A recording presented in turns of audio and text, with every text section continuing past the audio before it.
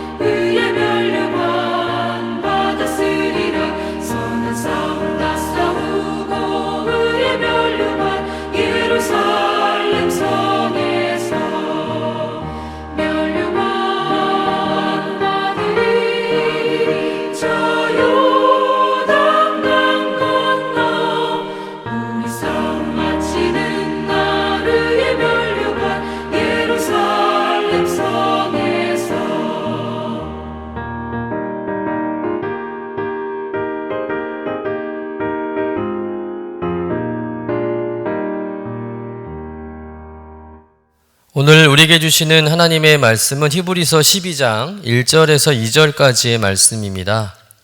함께 받들어 읽겠습니다. 이러므로 우리에게 구름같이 둘러싼 허다한 증인들이 있으니 모든 무거운 것과 얽매기 쉬운 죄를 벗어버리고 인내로써 우리 앞에 당한 경주를 하며 믿음의 주여 또 온전하게 하신 이인 예수를 바라보자. 그는 그 앞에 있는 기쁨을 위하여 십자가를 참으사 부끄러움을 개의치 아니하시더니 하나님 보좌 우편에 앉으셨느니라. 이는 하나님의 말씀입니다. 아멘. 히브리서 11장에 보면 아브라함을 중심으로 한 훌륭한 믿음의 선배들의 말씀이 기록되어 있습니다. 그들은 오직 믿음으로 산 사람들이죠. 믿음의 경주를 훌륭하게 완주한 분들인 줄로 믿습니다. 여러분, 신앙생활은 산책이 아니라 경주 같은 일입니다. 그만큼 치열하다는 것이죠. 그래서 사도 바울은 믿음을 경주로 자주 이렇게 비유하기도 합니다. 사도 바울은 고린도전서에서 썩지 아니할 승리자의 관을 얻기 위해 상을 받도록 다름질하라고 권면하기도 하고요. 또한 디모데후서에서는 선한 싸움을 싸우고 나의 달려갈 길을 마치고 믿음을 지켰으니라고 고백하며 그리스도인의 삶을 달리기 경주로 비유했던 것이죠. 여러분, 다름질하는 사람들이 힘껏 달려서 꼬린지짐에 이르듯이 우리들도 최선을 다해서 믿음의 경주를 해야 할 줄로 믿습니다. 오늘 우리가 읽은 히브리서 12장의 말씀에 보면 믿음의 경주자가 가져야 할 몇 가지 자세에 대해서 설명하고 있는데요. 그 첫 번째가 뭐냐면 경주자는 수많은 믿음의 선진들의 응원과 격려를 받고 있음을 깨달아야 한다는 겁니다. 1절 상반절에 보면 이러므로 우리에게 구름같이 둘러싼 허다한 증인들이 있으니 라고 기록되어 있는데, 여러분, 웅변은 청중에서 오고 좋은 경기는 관중에서 나온다는 말이 있습니다.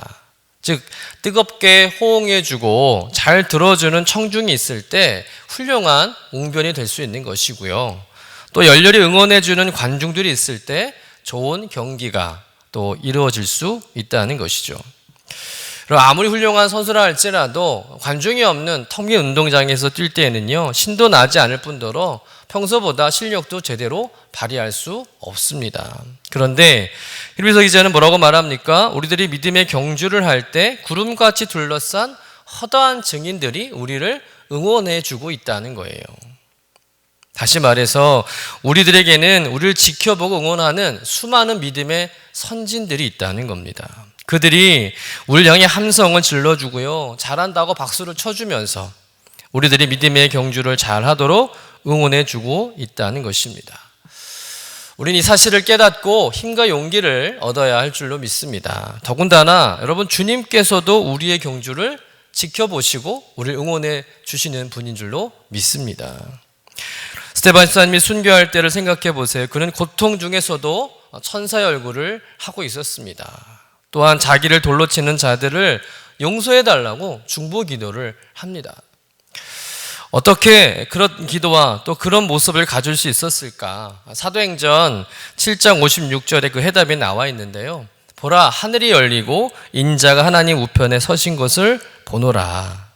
주님께서 하나님 우편에 서서 자기를 지켜보시는 것을 스데반 집사님께서 보신 거죠. 그 모습을 보고 집사님이 힘이 난 거예요. 용기를 얻은 것이죠. 그래서 두려워하지 않고 순교할 수 있었던 것입니다. 이렇게 믿음의 경주를 하고 있는 우리들에게는 주님을 비롯한 수많은 믿음의 응원단들이 있다는 것을 기억하는 여러분 되시기를 간절히 축원합니다. 두 번째로 경주자는 가벼운 차림을 해야 합니다. 1절 중간 부분에 보면 모든 무거운 것과 얽매이기 쉬운 죄를 벗어버리고 라고 기록되어 있습니다. 여러분, 달리기를 잘 하려면 어떻게 해야 됩니까? 일단 몸이 가벼워야 되겠죠. 무거운 짐을 내려놔야 됩니다. 여러분, 등에 무거운 짐을 짊어지고 달리는 사람만큼 어리석은 사람은 없습니다. 그러면 믿음의 경주자가 이렇게 무거운 것을 벗어버린다는 것은 무엇을 의미하는 것일까요? 우리들의 모든 삶의 짐을 주님께 맡기라는 겁니다. 근심, 걱정 주님께 맡기라는 거예요. 주님께서 말씀하지 않으셨습니까? 수고하고 무거운 짐진 자들아 다 내게로 오라, 내가 너희를 쉬게 하리라. 여러분, 주님께서 우리의 모든 짐을 대신 맡아주시는 분인 줄로 믿습니다. 그 주님께 모든 짐을 맡기고 자유롭고 가벼운 영과 마음으로 믿음의 경주를 다하시길 축복합니다. 다음으로 얽매이기 쉬운 죄는 무엇일까요? 우리가 벗어나야 할 가운데 가장 핵심적인 것이 무엇입니까? 죄라는 것이죠. 그런데 또 쉽게 그 죄에서 벗어날 수가 없습니다. 그런데 요한일서 1장 9절에 보면 이런 말씀이 있습니다. 만일 우리가 죄를 자백하면 그는 미쁘시고 의로우사 우리 죄를 사하시며 우리를 모든 불의에서 깨끗하게 하실 것이요. 여러분, 우리들의 모든 죄를 주님께 고백하면 주님께서 우리의 모든 죄를 다 사하시고 우리를 모든 불의에서 깨끗하게 하실 줄로 믿습니다. 죄에서 자유를 얻게 하시는 거예요. 그래서 몸과 영혼이 가벼워지는 것이죠. 오늘도 무거운 삶의 짐을 주님께 맡기시길 축원합니다. 얽매이기 쉬운 죄를 예수 그리스도의 십자가에 못 박고 예수 그리스도의 보혈로 자유함을 얻어서 가벼운 영으로, 마음으로, 영혼으로 믿음의 경주를 달리시기를 주님의 이름으로 간절히 축원합니다. 세 번째 경주자는 인내해야 한다는 거예요. 1절 하반절에 보면 인내로서 우리 앞에 당한 경주를 하며 라고 기록되어 있고요. 또 2절 하반절에 보면 그는 그 앞에 있는 기쁨을 위하여 십자가를 참으사 부끄러움을 개의치 아니하시더니 하나님 보좌 우편에 앉으셨느니라, 이렇게 기록되어 있습니다. 히브리서 기자는 예수님의 십자가를 통해서 인내의 덕을 설명하고 있습니다. 여러분, 예수님은 십자가의 고통과 부끄러움을 참아내셨어요. 그로 말미암아 우리를 구원하셨고 하나님의 보좌 우편에 앉으셨는 줄로 믿습니다. 마침내 승리하신 거예요. 그처럼 경주자의 필수 덕목 중에 하나가 뭐겠습니까? 참는 겁니다. 인내하는 겁니다. 달리기 하다가 힘들어서 멈추고 싶어도, 중도에 포기하고 싶어도, 숨이 목까지 차오르고 더 이상 견딜 수 없을 만큼 고통이 밀려온다 할지라도 견디고 참아내는 과정이 필요한 것입니다. 마라톤 선수가 42.195km를 달릴 때 인내가 없으면 절대 골인 지점에 들어갈 수 없습니다. 중간에 낙오자가 되는 것이죠. 그러나 끝까지 참고 견디며 골인 지점을 통과하는 선수는 박수를 받습니다. 비록 꼴찌로 들어온다 할지라도 마지막까지 포기하지 않고 인내하며 달린 선수를 진심으로 응원해주고 축하해준다는 거죠. 그처럼 우리가 믿음의 경주를 감당함에 있어서 꼭 필요한 것은 인내함인 줄로 믿습니다. 1등보다 더 중요한 것은 참고 견디는 과정입니다. 그러면 때가 되면 반드시 이루게 될 줄로 믿습니다. 사도 바울은 갈라디아서 6장 9절에 이렇게 말씀하고 있습니다. 우리가 선을 행하되 낙심하지 말지니 포기하지 아니하면 때가 이름에 거두리라. 여러분, 이 말씀을 붙잡고 낙심하지 마시고 끝까지 인내함으로 믿음의 경주를 완주하신 여러분 되시기를 간절히 축원합니다. 네 번째는 경주자는 예수님을 목표로 삼아야 한다는 거예요. 자, 2절 상반절 말씀해 보니까 믿음의 주요 또 온전하게 하시는 이인 예수를 바라보자, 이렇게 말하고 있습니다.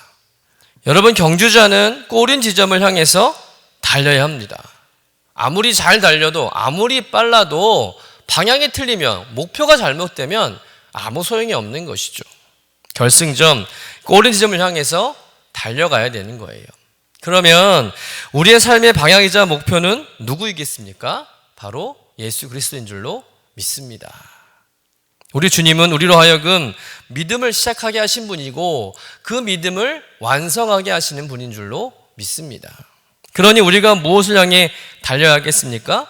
예수님을 향해 달려야 한다는 거예요. 예수님 우리의 삶의 목표가 되어야 한다는 겁니다. 그러니 우리는 예수님을 늘 바라봐야 하는 것이죠. 그런데 예수님을 바라본다는 것은 무슨 뜻이겠습니까? 예수님의 영광스러운 형상을 닮아가는 거예요. 주님처럼 사는 것입니다. 여러분, 날마다 매 순간 우리의 삶의 이유와 목표 되신 주님만 바라봄으로 주님을 닮아가는 여러분 되시기를 주님의 이름으로 간절히 축원합니다.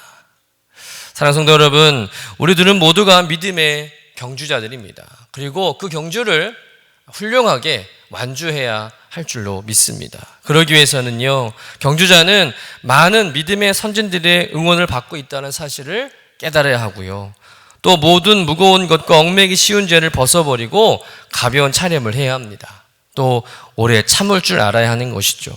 마지막으로 예수님을 목표로 삼고 그분을 바라보며 달려가야 할 줄로 믿습니다.